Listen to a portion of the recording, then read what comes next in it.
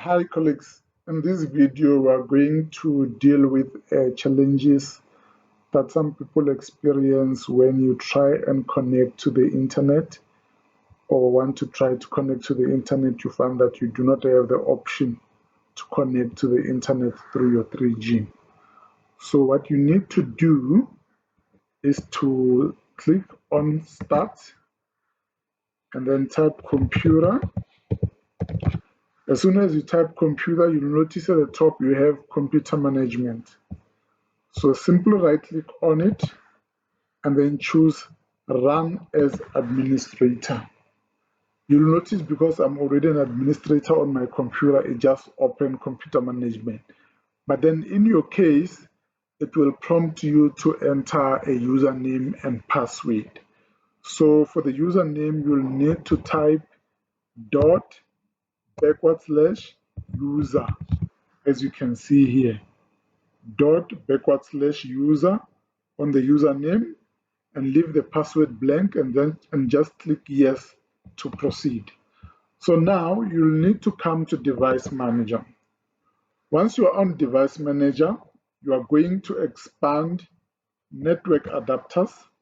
Under Network Adapters, depending on the model of laptop that you are using, you are going to have an option like this. In most cases where you are unable to connect, it will have an exclamation mark. That happens after there was maybe a recent update and the drivers are not installed correctly. So what you will need to do will be to right click on this device, select uninstall, and then that device will disappear. You'll notice that now that I've removed it myself here as well, when I click in here, I can no longer have the option to connect to the internet using broadband, but I'm connected via my Wi-Fi in the house. So now, after you've removed it, you go to the top in here, you right click and choose scan for hardware changes.